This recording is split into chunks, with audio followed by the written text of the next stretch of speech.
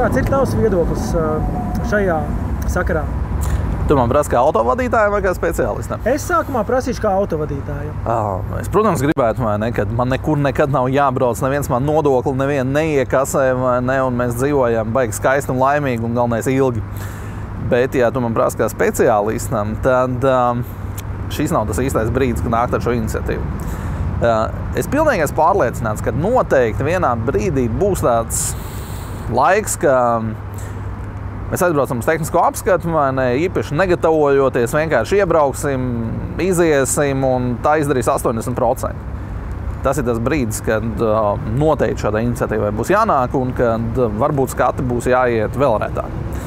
Bet nelaime ir tā, ka uz šo brīdi, cik bija 80% automobīļi nevar iziet ar pirmo reizi skatu. Tas viss ir saistīts arī ļoti ar ekonomisko situāciju. Ir cilvēku taupas, ko var ietaupīt. Tas, ko es redzu, piemēram, pēc tam, jau pēc negadījuma, ka ļoti bieži ir pamatīgi taupīts. Tanī skaitā uz riepām taupīts ir līdz pēdējam ir atlikts bremžu disku nomaiņa. Cilvēks ir, pat viņš paskaidrojumos ir rakstījis, ka, jā, grabēji, bet domāju, līdz skatē izvilkšu.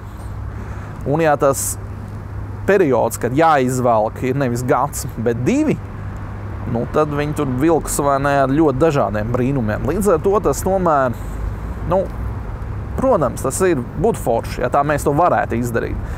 Bet, diemžēl, šajā brīdī mēs to nevaram izdarīt tā iemesla dēļ, ka vadītāji vēl nav tik apzinīgi, lai viņi to automobīlu uzturētu tādā tehniskā stāvoklī, lai viņš varētu 2 gadus braukt un būt bez problēmām. Ir tā prakse citās valstīs, ka mēdz dalīt jauns ražojuma gads, teiksim, nosakot līdz kuram vai līdz 3, 3 tas būtu šī gadījumā mazs, līdz 5 gadi, ir reizi 2 gados. Piemēram, mēs jau saskaramies, es braucu ar moci, es zinu, ka tu brauc ar motociklu, un manam 2004. Gada motociklam ir jāiet reizi 2 gados, vai ne? Kā tu redzi šeit, ka varbūt jaunām mašīnām varētu būt reizi 2 gados? Sāksim ar motocikliem.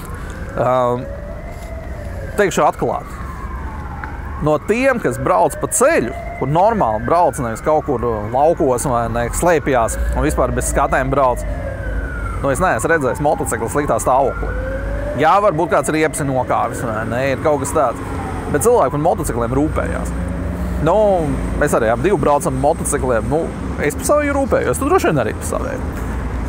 Galā mēs saprotam, ka motocikls tas ir tāds aparāts, ar kuru pie tēviem var aizbraukt ātrāk nekā ar automobīli. Ceļš, ja kāds tev nepamana un ja tu nepaspēj nobremzēt. Kas attiec uz auto, mans uzskats ir, ka līdz 5 gadi. Tātad tas ir tas automobīļu vecums, kur varētu iet daudz retāk. Tātad var būt pat dažas kategorijas automobīļiem pirmos 3 gadus. Mēs varētu jau uzreiz iedot tehnisko apskatu, pēc tam nākošais gājiens pēc 2. Par jauniem automobīļiem, jā. Es pilnībā piekrītu, ka mēs to varētu atļauties. Bet, diemžēl, lielākais daudzums transporta līdzekļu mūsu autoparkā ir veci automobīļi. Kritiskais, to, ko mēs esam ļoti, ļoti ievērojuši uz šo brīdi, ir 10 gadu vecums. Tātad pie 10 gadu vecuma automobīļiem jau krasi mainās šīs īpašības, viņiem virsbūve sāk straujāk rūsēt un tā tālāk. Tāpēc tur būs ļoti, ļoti smagi. Ja mēs skatāmies vienam uz pašiem jaunākiem auto, tad tie, kur tiek veidoti vairāk ar plasmasu, vairāk ar karbonu, vairāk lielāka apstrāde, var būt tātad tie auto, kad nonāks līdz 10 gadu vecumam, kaut kas būs mainīgs. Tagad, ja nemaldos, automašīnām no 2009. Gada ražojuma slēgta tā jaunā prasība, tātad apskatēs pieslēdz pie pārbauda elektronika. Cik es zinu, piemēram, viena no lietām, ko tur uzrāda, vai ir bijuši izšauti vai nav izšauti airbagi, un visticamāk arī vēl kāda informācija. Kā ir ar šīm avārijām, vai mēs tiešām saskaramies ar avārijām, kur cilvēks, piemēram, domā, ka viņam ir airbagi, bet īstenībā nav? Manā praksē ir bijuši 3-4 gadījumi, kur pēc tam ir pacēlušies strīdi par to, ka kaut kas nav bijis riktīgi. Bet jāsaka uzreiz, ka lielākā daļa cilvēku, kur brauc bez tiem airbagiem, tad viņi zina to. Jo viņi jau paši mēģinājis apškarēt tās lampiņas, vai ne, lai viņas tur nedegtu un tā tālāk. Tā tad ir salīdzinoši maz gadījumi, ja cilvēks nezina to. Bet kāpēc tas ir kritiski? Tas ir saistīts ar šo automobīļu drošības dizainu. Jo uz šo brīdi mēs vairs nekādi nevaram atdalīt drošības spilveni no drošības jostas un otrādi. Jo agrāk drošības josta bija lenta, ar kuru mēs sev piesienām pie sēdekļa, tad uz šo brīdi drošības jostas funkcija ir vadīt cilvēku ķermeni uz drošības spilveni. Tātad ne tik daudz fiksēt, bet vadīt viņu kaut kur. Un otra funkcija ir pēc tam, kad cilvēks ir atsities drošības spilvenā, tā ka viņš krīt atpakaļ sēdeklī, tanī brīdī, lai viņš ar pakausu netrāpītu pa stenderi, lai ar pauriem viņi paši savā starpā salonā esošie nesasīstos, tad arī strādā šī drošības josta un vada to cilvēku atpakaļ. Un ja tātad no šīs sistēmas viens elements tiek izrauts ārā, drošības spilveni pazūd, tad drošības jostas cilvēku vada uz paneli, uz stūri, vai kas tur priekšā gadās. Tanī skaitā ne jau tikai ir jāsako līdzi, lai tas drošības spilvenis ir vietā, jāsako, lai arī ir drošības jostas spriegotāja vietā.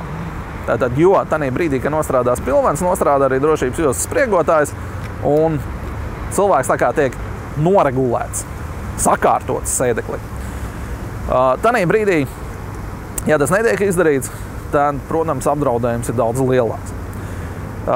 Tāpat ir ļoti svarīgi, lai cilvēks būtu īstajā vietā automobīlī, tanī brīdī, kad viņam kāds triecās stānos. Un arī šeit ir tātad gan drošības josta, gan drošības spilvena funkcija.